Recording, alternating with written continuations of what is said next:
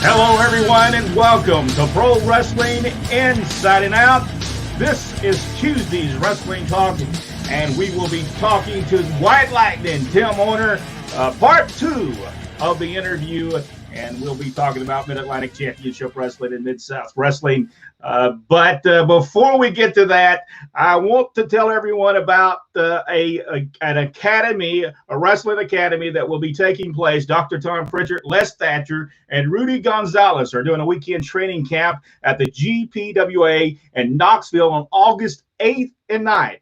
It's 2 full days of covering everything pro wrestling for $99 per person. And you can go to their website, which is jpwrestlingacademy.com, to find out more information. I believe I'm going to bring Jack in. Jack knows a little bit more about this. Jack, how you doing? Doing great. You said that they will give us more information on this this full 2 days of training in the next few days. Yeah, I talked to Les this morning, and we're actually going to do a special podcast with them to let them talk about this and whatever else they want to talk about. But it's a 2-day seminar. And if you're serious about making it in this industry, you need to learn from some of the very best. And these 3 guys have made more stars than any combined anywhere in the world right now.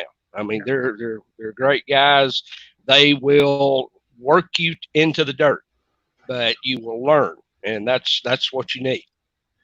All right, so folks, go to jpwrestlingacademy.com, and I guess in the next few days they'll tell you more information. But $99 for 2 days, that's a pretty good full days of training. That is pretty good from those 3 people. All right now let's bring in our guest. He is White Lightning, Tim Horner. Welcome to Pro Wrestling Inside and Out Live. Hey guys, how y'all doing? We are doing great. Good. And I think we started off last time. I think Tim said that he was in Florida for a while. He had went against David Von Erich, one of those matches we talked about. And I think he said you said you had some type of the bookers was changed. Who was the booking change? Who was the booker when you were supposed to come in, and who was changed? I'm not sure who the booker was, but J.J. Dillon came in to book. Briscoe's actually got me booked down there out of the Charlotte office. And then the booker switch happened. And, of course, then they just sent me right back to Charlotte. So I wasn't part of that tour, I guess. Bookers were. They had their own crews, so. All right, so they sent you back, and they did send you back, and I think Jack's got a couple of matches he wants to talk to you about once you get back to Mid-Atlantic Championship Wrestling. Here we go. City Auditorium, February 5th, 1982, Lynchburg, Virginia. You were defeated by Gene Anderson. Now, I never got to meet Gene, but I heard he was great in the ring. What was your experience with that match? He was stiff. I loved him. I mean, it was fun. I mean, it didn't hurt, but he would have a rear chin lock, and he'd be all over you. And he would ask me, he said, "That hurt?" And I said, "No," and then it hurt. But it was good. It was easy. It was a learning experience from a different style, a different, at that time, everybody had their style. The Andersons certainly were wrestled and worked one body part, so it was an easy match. But Gene was Gene. He was just like Ole. Yeah, that's what I heard. That February 7th, 82, at the Greensboro Coliseum, Adrian Adonis and Jesse Ventura defeated Terry Taylor and Tim Horner. Yeah. What about that match? A tag team tournament. It was an opportunity. They brought some names down from, I guess it was APA at the time. And it was Jesse Body and Adrian Adonis. How many guys can say they had a match with those guys, Yeah. Yeah, they were quite a legendary tag team for the AWA, and of course, made tremendous names for themselves, especially Jesse, Right. who may or may not be running for president. He can't make up his mind. Okay, February 9th, 82, Township Auditorium in Columbia, South Carolina. Private Don Kernoodle defeated Tim Horner. What do you remember about Don? Don was a great performer, and he was a tough son of a gun too. I don't know if y'all know the story how he got business, but it was kind of a see what you can do, and about. I guess I don't recall who it was, but it was almost a mistake. So, Don, they gave them all they wanted. So, but anyway, yeah, him and Jim Nelson became Sergeant Slaughter's pride. And I remember that. Drove him around in a camouflage limousine. Had a ton of heat. I don't know how many tires they bought for that car, but they couldn't afford to put tires on it every night. Yeah, I always thought Don was very underrated. I loved watching him in the ring. I always thought he was great. Brent, I'll rip it back to you. Before we move on further, Charles Alfred, old school is still cool. I agree with you, Charles. He said safe and nobody got hurt. And it's because they didn't do the high flying, flip flopping today. I think that's what gets them hurt today. Theodore M. McIrvin, Turbo Ted. How you doing, Turbo Ted? Thank you for being a part of our show tonight. Also, Bob Blackburn. Hello, Horn Frog is what he Hello, Bob. And let's say hello to Wendy Harkins. Happy Tuesday, and hopefully you don't have tornadoes today like you did yesterday, Wendy. So. Now here's the blast from the past, and I wanted to talk about this because you did get to wrestle against this most famous man in wrestling history here, Hampton Roads Coliseum, Hampton, Virginia, on February 13th, 1982. It was you and Mike Davis against Carl Fergie and Eddie Mansfield. What do you remember of that? I remember the match. I think being tagged with Mike Davis. Carl was great. Yeah, I really didn't know Mansfield that well, but the match was great. It was a good match. It was just the underneath card, and that's what I remember of it. Well, Eddie Mansfield, he was even a character at that point. I can remember when he came to Atlanta, he was a character. Yeah. Then you would go. They would send you because I think we figured out. That OLantern was the booker of Mid Atlantic at the time and Georgia Championship Wrestling at the same time, and I believe maybe Bob Armstrong was the assistant booker in Atlanta at the time. Right. But you came to Atlanta on February 27, 1982, and you had a magnificent match. You and Ken Timms had a match against Buddy Rose and Rip Oliver, and that was a great match. I just watched it the other night again, and I remember it as a kid, but that was a great match. What do you remember about that match? Well, for a couple of young bucks, just trying to keep our feet wet and get in the business. Those guys, they had a little more experience than we did, but the business was give and take, and they realized, if we didn't look good, they didn't beat anybody. And that's the premise of the business back then. I learned that early on with Sergeant Slaughter in Charlotte. But yeah, when you got four guys that can work, it was easy.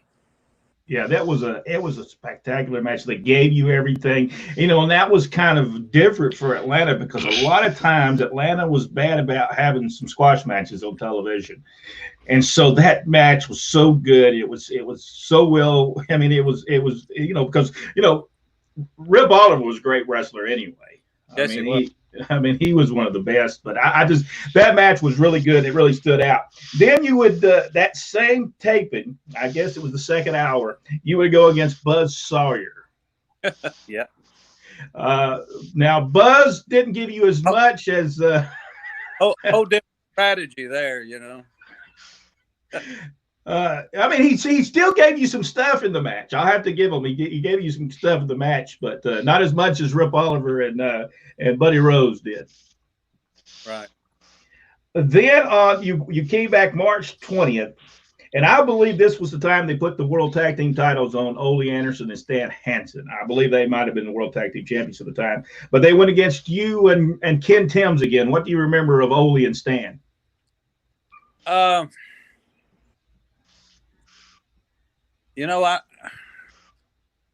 don't know. I don't recall that. I'm telling you just by guessing it was a stiff match. I'm guessing Stan used that clothesline. Maybe you don't remember it because of that. I'll tell you a quick story. I worked with Stan and Ole in Charlotte Coliseum, and I caught the blind lariat. Y'all know he used to squint and hope he hit mate mark, and he caught me right under the nose, and my teeth didn't touch. Blair comes over after the match, and he says, "Is your jaw broke?" And I said, "I don't know. My teeth don't touch. I don't know." So he goes to Jimmy Crockett and brings Crockett over, and he said, Stan's broke the kid's jaw. Give him $100 and let him go get an X-ray. So Jimmy comes over and hands me $100. I go down and get a $35 X-ray, and it is knocked a little out of whack, but it wasn't broke or anything. So wow, this is one thing respect, because Monday morning I went back in and I took Jimmy Crockett the change from the $100 bill, and wow. Nobody had done that. And he said, "What's this?" And I said, it was the change from the X-ray. I appreciate you doing that." And I put it on his desk, and he looked at me and he said, "That's never happened before." And the guy said, "I was stuck that in my pocket." I said, "No." I said, "I got something that's worth more than about $60, Yeah. So that I just kind of made a mark there with Jimmy Crockett. So. Oh, Jimmy Crockett. He was he was a character too in times. Times that we dealt with him at that time. Our dad dealt with him at times. Then we lost him, didn't we? Oh, there he is. There he is. On that same tape, and you and Rick Thor. I always thought Rick Thor was a pretty good wrestler. You went against John Studd and the Super Destroyer. Do you remember that? Come again. I missed it. You went against on March 20th, 1982. You went against John Studd and the Super Destroyer. You and Rick Thor. I remember working with John a couple times. Now, were they working? I don't think they were. They may have been working the Atlanta territory, but I think at that time, I believe everybody, all the main talent was working Atlanta and then working the Mid-Atlantic territory as well, because I don't remember them working the full territory in Georgia at the time. Well, John was in the Mulligan territory in '81 in Knoxville, and so a lot of the guys that were working there moved over into the Carolinas. Okay. They intertwined, I guess, and ended up working, like you said, both territories. So Wendy said, too many stiff shots will cause you to forget most things. Probably. Yeah, whether it's clotheslines or alcohol, it's too much. Terry Lustergraf, hello. Thank you so much for being a part of the show. We appreciate it. And Chandler Anderson, Jack Lord, has a huge cigar. Big, there it is. Big cigar for a big guy. All right, Jack, I'll turn everything back over to you. May 18th, 1982, I believe that's Oshawa, Ontario, at the Civic Auditorium. Kelly Kaninsky defeated Tim Horner. Do you remember Kelly? I remember watching him. Yeah, I was with Kelly in Mid-South when I first went down there in 83, 82, 83. Kelly was working there. His dad also was a good wrestler. Gene, world champion. Yeah, sure was. Yeah. Chilowee Park Sports Arena in Knoxville, Tennessee, May 28th, 82. Johnny Weaver and Tim Horner defeated Bill White and Kevin Sullivan. Wow. I remember teaming with Johnny Weaver in several times. I was trying to remember the Knoxville match. Gosh, that was way back. Johnny Weaver was really over in the Carolinas, wasn't he? Oh my gosh, yeah.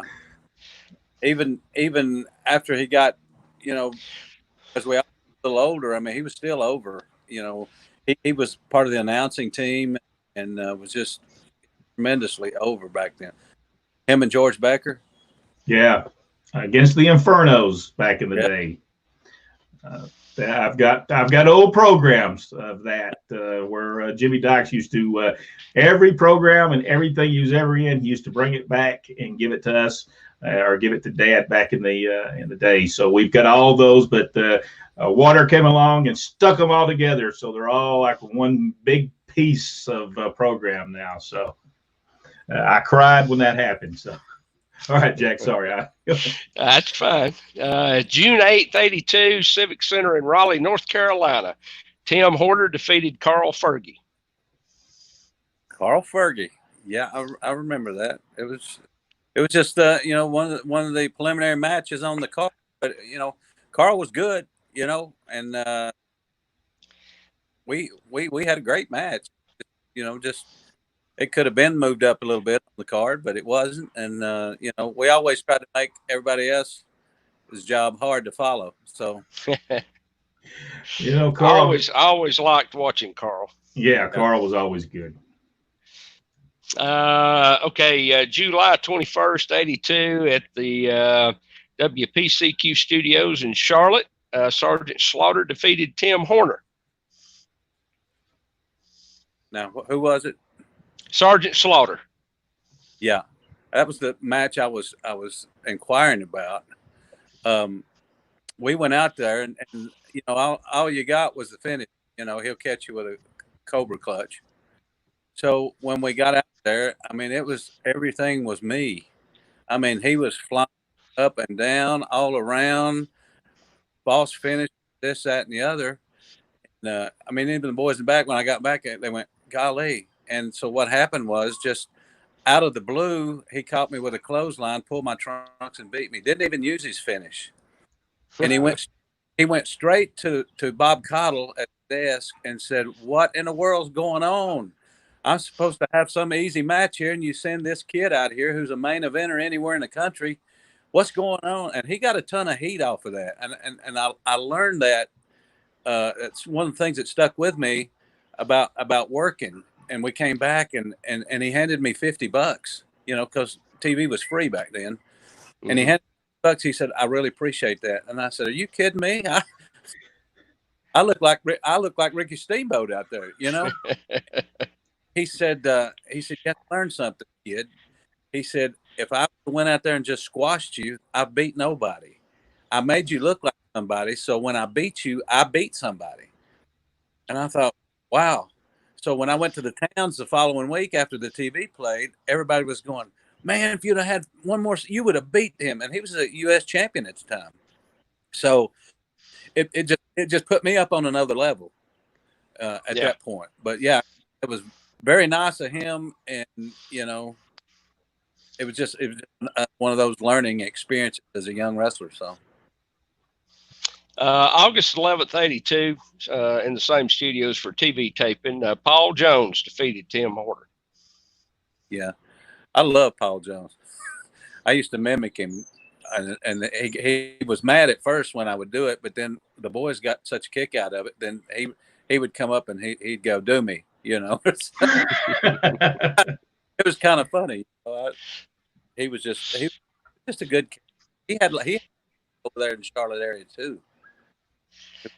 You know, he not only working, but then when he managed Raging Bull and Landale, or Raging Bull and Rick Rude, I guess it was. Yeah, number one Paul Jones then was. He was the booker for a promotion that was, I don't know, I think they ran a few years in the Carolinas, after the territories kind of shut down, and I worked for him a few times, and he was such a nice guy. I mean, I really liked Paul. Anyway, moving on, August the 11th, 82, TV taping in Charlotte. Ivan Koloff and Leroy Brown defeated Mike Davis and Tim Horner. Yeah, that was just another enhancement match. You knew your job and you did it right. That's all you could do. Now, was Leroy Brown sleeping at the corner? That man slept more than I'd ever seen somebody sleep. He got in the car and we were waiting on somebody at one of the stores over there, and he had one leg, the car door was open and snoring, waiting on another guy to come and get in the car. Yeah, you're right. All the time. He slept. I remember he rode with us one time. We was going from TV in Atlanta, and so he gets in the car, he turns around, shakes our hands, and before Dad even got it in drive, he was asleep. Yeah. And slept to the show, got back in the car, said that was fun, and went back to sleep and didn't wake back up until we got back to Atlanta. I'd never seen a man sleep so much. Leroy Brown, they should have called him the Sleeping Brown, because that's all he ever did. Did he sleep in the dressing room too, Tim? I don't. He was usually on the other side, so I don't know about that, but it wouldn't surprise me. He was something else. You certainly wasn't going to learn nothing from Bad Leroy Brown if you made a trip with him.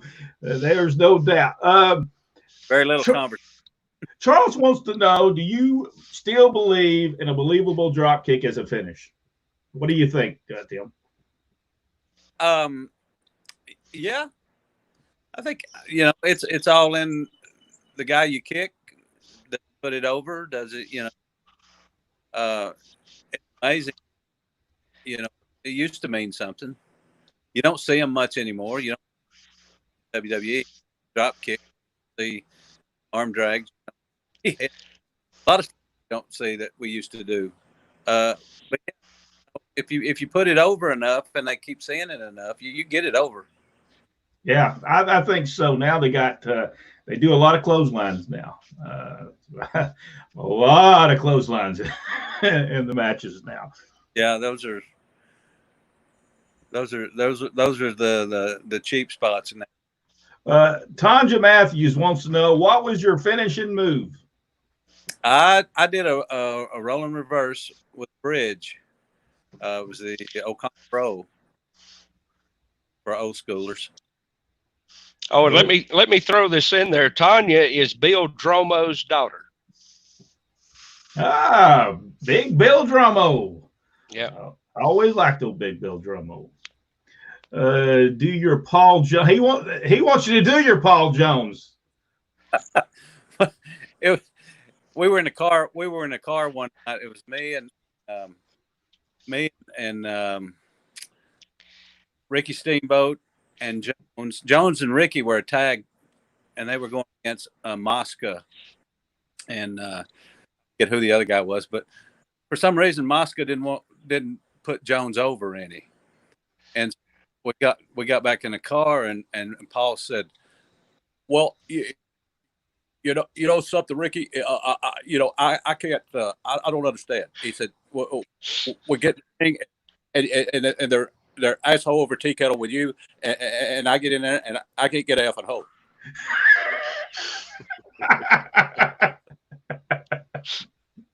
Oh, Paul Jones. That did sound like. Yeah, he was a good. He was I only met him a few times because he worked the Carolina territory more than he worked anywhere. But as years went on, he was selling Amway. Do you remember this, Tim? Oh yeah, I bought a little Amway from him. Yeah, he tried to get me. We were wrestling Amway distributors. Was he selling Amway back then? Oh yeah. Okay, so he was a way back Amway seller. Okay, I didn't know that he was selling it way back then. This was in the 90s, so I didn't know he was selling it back then. Let's see. James said, Jack, that was the Atlantic Coast Wrestling. That was it. Atlantic Coast Wrestling. When Tim went to work for Vince, WWE, was he promised a push or just was told he was an enhancement worker? The first time I went, and I think we mentioned this last time, they wanted Brad and I to come up. This was in '89, and Brad didn't want to go. I guess that was the spot. We didn't go, so thus the Rockers went, and the rest is history. But I went anyway because I would need to work. Well, I went up there without a position or a spot, so to speak. So I really didn't have one, but all my matches were with top guys, and I used to do the garden shows, the other TV tapings. They really didn't misuse me. If we were in a tough situation, I caught the fall on the other guy, which you're on the losing team, but usually.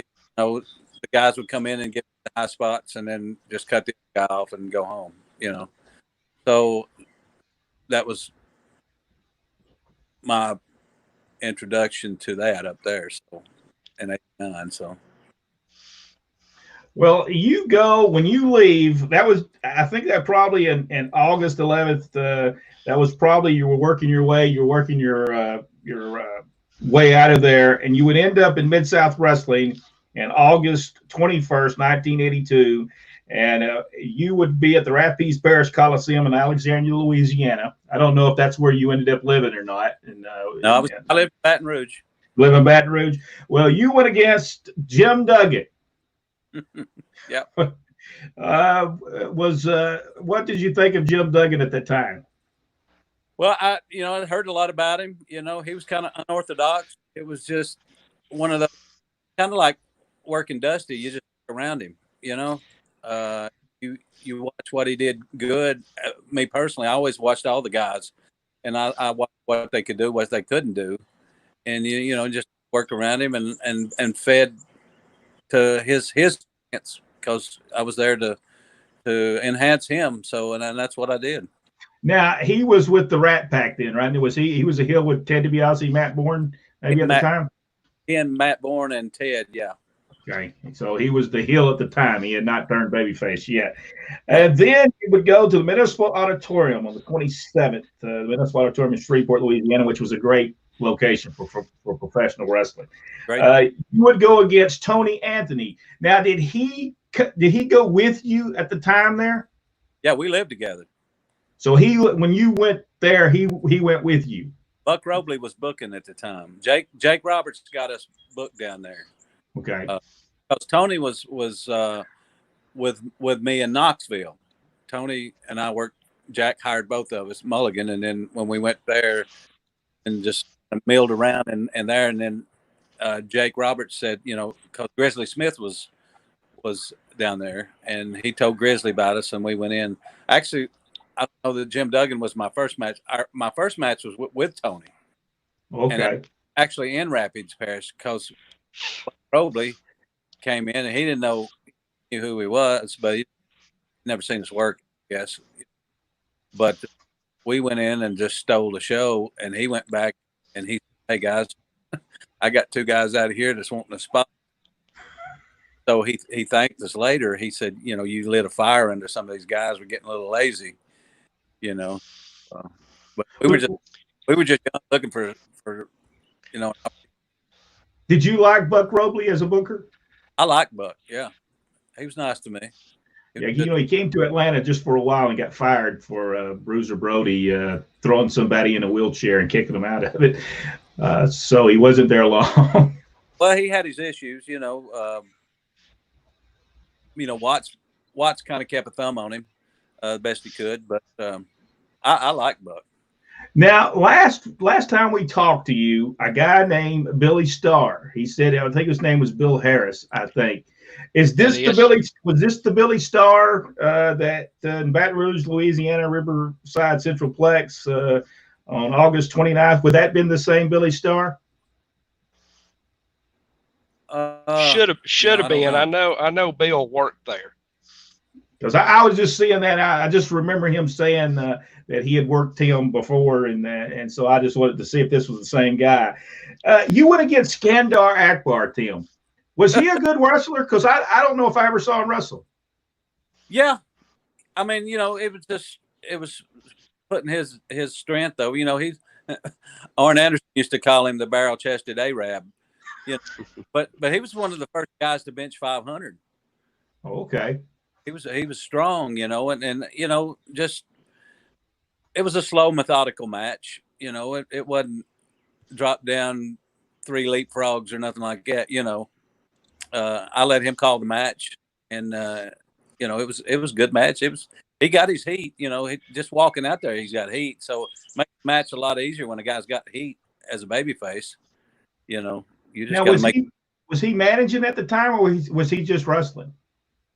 Yeah, he was managing. He wasn't just he was managing more than wrestling. I think they was short a guy or something on the card that night, and they just let him work. Okay, now this is the question I want to ask, because I seen Tony Anthony coming in, but it's not long after he gets there, he becomes one of the grapplers. Does he know when he comes in that he's going to be a grappler, or does he?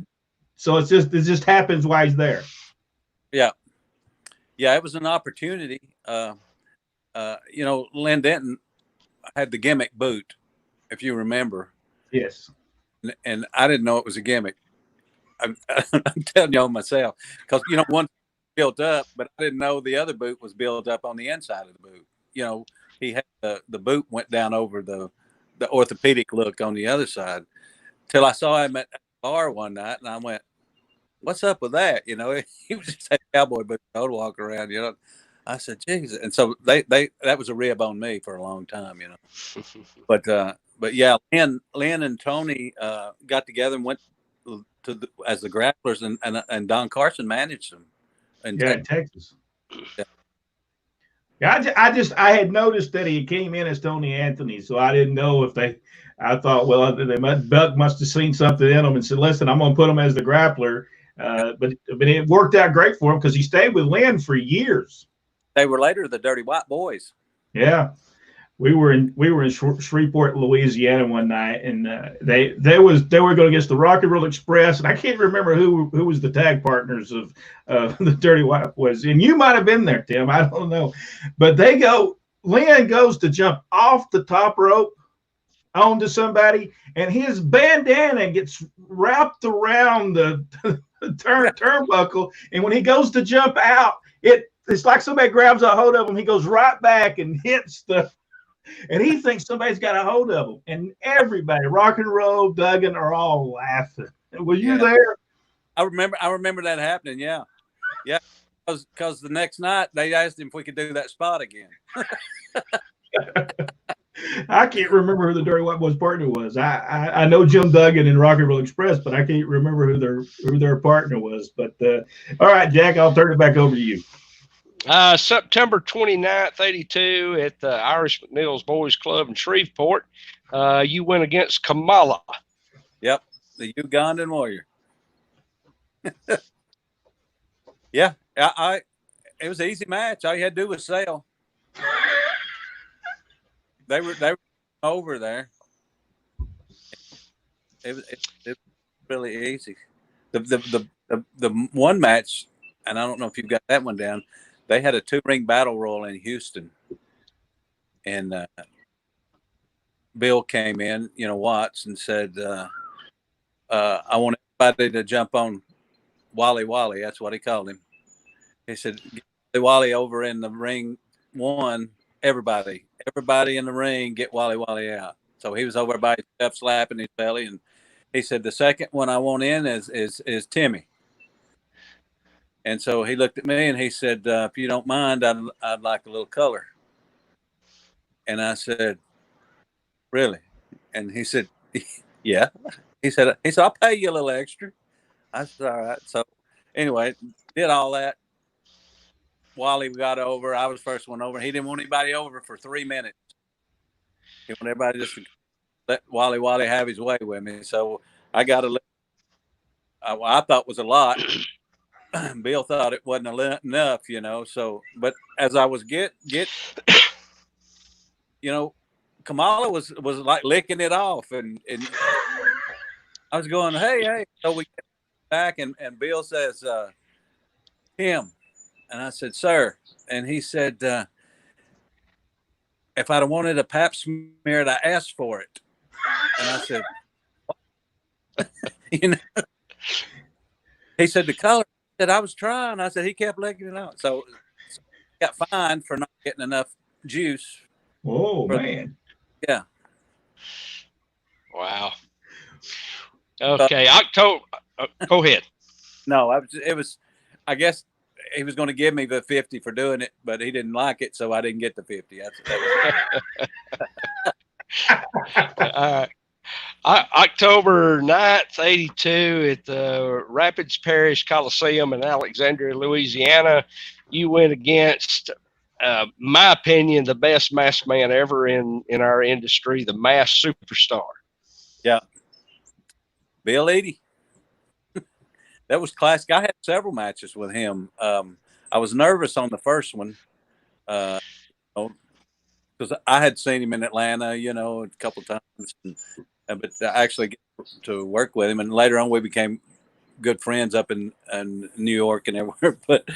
But I guess I was a little snug with him when we locked up. And he said, hey, kid, he said, just loosen up a little bit here. And so he started telling me a joke. And I said, what? And he's got the headlock. And so we did a little spot there. And he said, drop down, I get it again. I'll take the joke. And I said, okay. So we just did, and it just calmed me down, you know, and it was great. It was an easy match. You know, you've worked with him at golly. They don't come easier. Yeah, I think the world of Bill, both as a in-ring performer and outside the ring. He taught me a lot about the real business end of the business. So, yeah. Anyway, let's see. October 13th, 82, another TV taping in Shreveport. Tim Horter and Buck Robley defeated Ted Allen and an unknown guy named Marty Lundy. Marty Lundy. Oh, you know, when Arn came down, you know, of course, Ted was bringing guys back and forth, and Arn came, and they offered him a full-time job, and it was just the time that Tony Anthony was leaving to go to Texas with Landale. So I had a room in my apartment, and so I'd met Arn in Knoxville back for Mulligan, and I said, "Hey, brother, I got to do," and so that was, you know, the beginning of our long friendship. You know, we lived together, and back then, you know, you all were there. You know, it was a huge kayfabe. You get fined for riding with, you know. Oh, but yeah. Grizz knew, but Grizz never told me we lived together, or, you know, or Tony, either one, you know, but we were in Baton Rouge and we just minded our own business. So You're going to be in trouble now, Tim. Bill Watson's going to listen to this. He's going to send you a fine for $50 for every day. You're going to be owing still to this day, Bill Watson. He got me on an alarm clock. Bill Watts loved to find people. He loved to do that. Man, he loved it. I learned more there than I did any territory I worked. Yeah, he was a teacher. There's no doubt. He would teach you. Respect the business and the boys and all that. Yeah, it was a good opportunity for a guy just to get his feet wet. November 27th, 82, Riverside Centroplex in Baton Rouge. You and Buddy Landale went against Ted DiBiase and Matt Bourne. Yeah, we did that. Yeah, that it was a match. You know, it was just again there. You know, it was just getting Ted and Matt over as a tag team. Was Jimmy Keelshaw the ring announcer at the time? Yeah. Yeah, up in Baton Rouge. Baton Rouge, yeah. Did he take 45 minutes to announce you? Oh yeah, it was halfway through the match before he got done.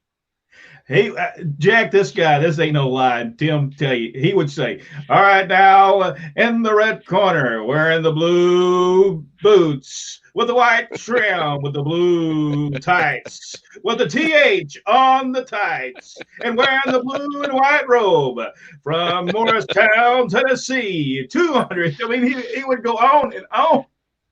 It was an for sure. I felt like I was the main event. He was something else, Jimmy Keelshaw. All right. This will be the last one we bring up tonight. November 28th, 82. In Alexandria, Louisiana, you went against Dick Slater. Dick Slater. I sure did. Yeah, Dick was fun too. You know, all those old school guys were easy. And, you know, he made the match. You know, lead the match. He's the veteran. And, you know, I did what any guy would do in that position. I just had the best match I could with him. And, you know, guys Mickey, they were easy.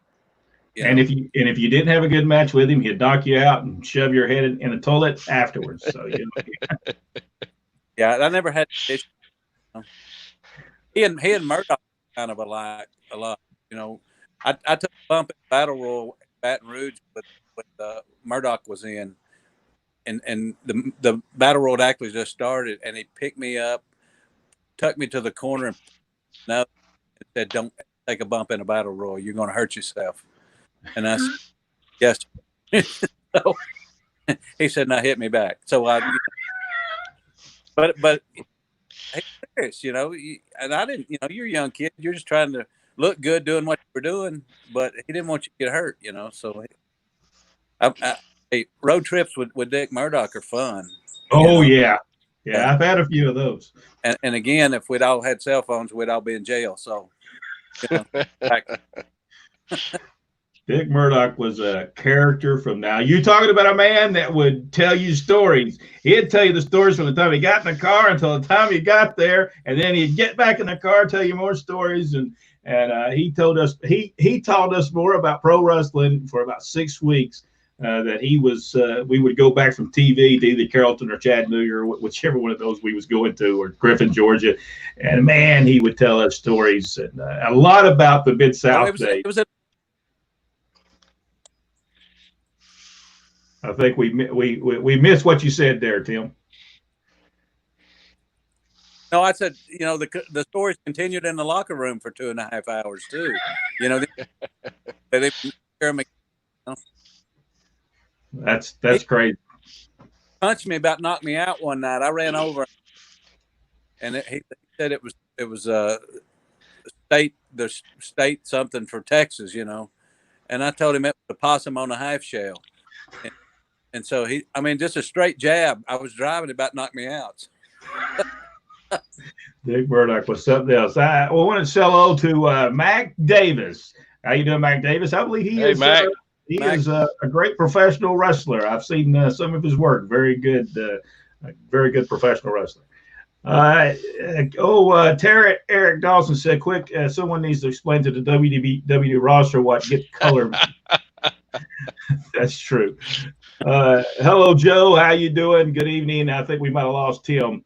He was having some problems there anyway. He was going in and out. I think we're having storms in Tennessee, so we're probably having some difficulties getting him for him to stay on. But it was good. We did get to the end of what we wanted to ask him about, though. We did do that, so it doesn't look like he's going to make it back on. Jack, is there anything that we need to discuss before we go off? No, I will update a little bit on last night's tirade on the Alabama Athletic Commission before we leave. I think I made enough waves that they completely cleaned off their Facebook page with all their new rules and regulation are now just speculation because we don't have anything in writing anymore. So anyway, I feel bad. I bet you do. I bet you do. Ladies and gentlemen, if you're watching on YouTube, we'd like for you to please give us a thumbs up and subscribe. We are almost at 500 subscribers in less than about 8 months that we've been doing it. We got 4 more to go. So if you can go over there and subscribe to our channel, we'll get to the 500. And if you're watching on Facebook, please like and share this page. We got a lot of things that we want to do in the future, and so we're going to be doing more of those and some upcoming stuff that we're going to be doing. I think the people are going to enjoy it.